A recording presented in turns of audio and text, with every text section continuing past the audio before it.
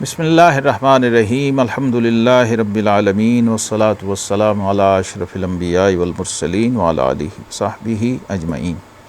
ناظرین محترم، صوم عاشوراء اور یوم عاشوراء کی فضیلت کے حوالے سے ہم بات کر رہے تھے۔ آج الافادات الحدیثیہ میں اس سلسلے کے ہم دوسرے ایپیسوڈ میں بات کر رہے ہیں آپ کے ساتھ، اور اس میں نے ذکر کیا تھا کہ ائمہ امت نے، محدثین کرام نے جو مستقل اجزاء اس حوالے سے رسائل یا کتب مرتب کی ہیں، ان کی ایک اجمالی فہرست آپ کی خدمت میں عرض کر رہا ہوں۔ سب سے پہلے 281 ہجری میں وفات پانے والے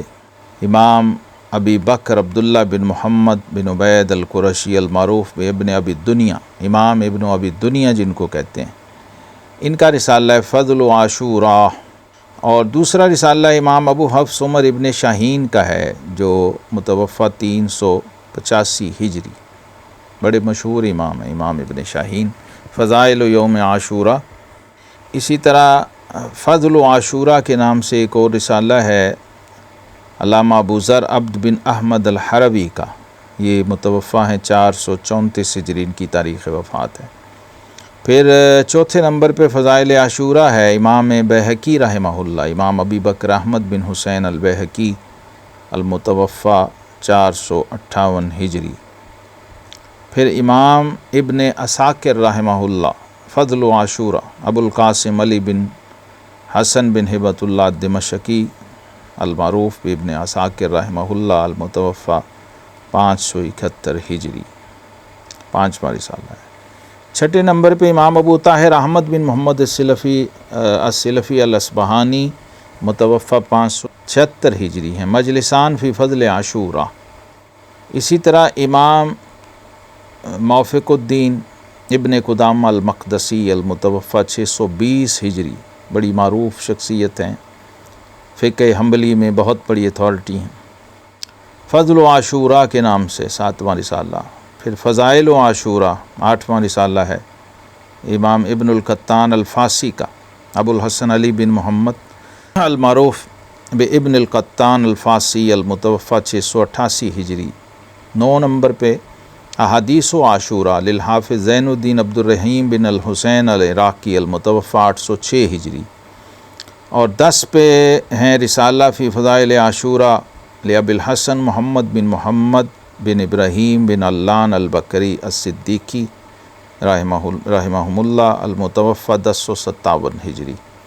اسی طرح پھر 1066 ہجری میں فوت ہونے والے ایک بزرگ ہیں عاشوراء و تحقیق وجود رأس الحسین علی بن محمد الاجہوری رحمہ اللہ، اور 12ویں نمبر پہ الدر المنصور فی فضل عاشور لمحمد بن احمد السفارینی المتوفہ 1188 ہجری، اور انہی کا ایک دوسرا رسالہ ہے 13 نمبر پہ الدر المنظم فی فضل عشر المحرم، امام سفارینی کا ہے۔ اسی طرح بعض اہل علم کہتے ہیں صیام عاشوراء وما یرتبط بہذا الیوم، محمد عودہ الرحیلی ہیں، یہ مکہ سے دار الرسالہ نے چھاپا، مکہ المکرمہ میں سے مطبوع ہے۔ اسی طرح دکتور احمد غنیم ہیں، قاہرہ سے یہ رسالہ طبع ہوا ہے 1405 ہجری، عاشوراء فی الاسلام بین الحقائق والاوہام۔ علامہ ہیثمی رحمہ اللہ مجموع الزوائد جلد 3 میں صوم عاشوراء کے باب میں فضائل عاشوراء سے متعلق 32 روایات انہوں نے جمع کی ہیں، جن میں صحیح، ضعیف، حسن ہر قسم کی حدیث شامل ہیں، اور اس میں جو صحیح احادیث تھیں اور حسن احادیث تھیں وہ ہم نے اس فصل کے اندر اس کتاب میں شامل کی ہیں۔ اسی طرح بخاری شریف میں اور صحیح مسلم شریف میں، سنن اربعہ میں موجود ہیں یہ روایات، یعنی سنن ابی داؤد، ترمذی، نسائی، ابن ماجہ وغیرہ میں۔ اور اس کے علاوہ ظاہر ہے بہت ساری کتب میں، جیسا کہ میں نے عرض کر دیا، امام ہیثمی 32 روایات لائے ہیں، اور ترغیب و ترہیب سے بھی میں نے کچھ روایات آپ کی خدمت پیش کی ہیں۔ اسی طرح اس کے ساتھ نمی محرم کے روزے کا بھی ذکر ہے، یوم تاسوعا کا بھی ہے۔ ابن عباس کی یہ روایت ہے کہ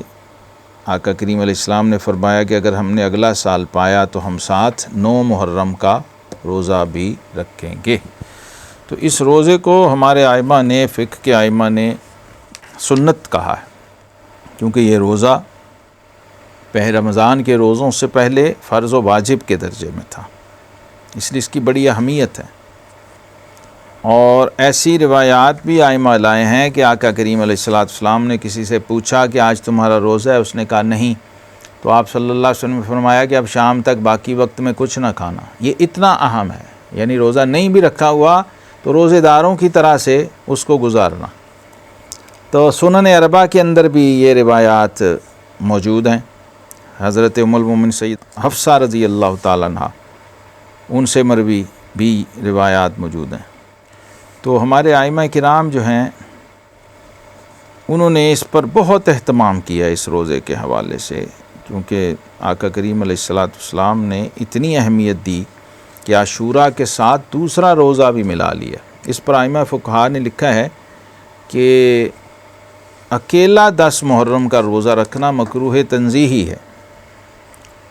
یعنی اس کے ساتھ یا تو 9 کا ملائیں، اور 9 کا نہ ہو سکے کیونکہ سنت ہے تو پھر 11 کا ملا لیں، تاکہ جو اصل اس کا فلسفہ اور مقصد بتایا گیا تھا، جو حکم خالف الیہود والنصارى، اس کی مخالفت ہو جائے، کیونکہ یہود اس وقت یہ روزہ رکھ رہے تھے اور آقا کریم علیہ السلام جب مدینہ طیبہ میں تشریف لائے تھے، اسی وجہ سے یہ ارشاد فرمایا تھا کہ نحن احق بموسیٰ منکم،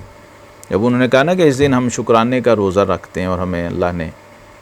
فرعون کے شر سے نجات عطا فرمائی تھی، تو نبی رحمت صلی اللہ علیہ وسلم نے فرمایا تھا ہم تم سے زیادہ موسیٰ علیہ السلام پہ حق رکھتے ہیں، لیکن ان کے ساتھ عبادت میں تشبہ سے بچنے کے لیے اور مخالفت یہود کے لیے 9 یا 11 کے روزے کے اہتمام کا حکم ہے۔ رب کریم اس عشرہ عاشوراء اور صوم عاشوراء کی برکتیں ہمیں نصیب فرمائے۔ وآخر دعوانا ان الحمد للہ رب العالمین۔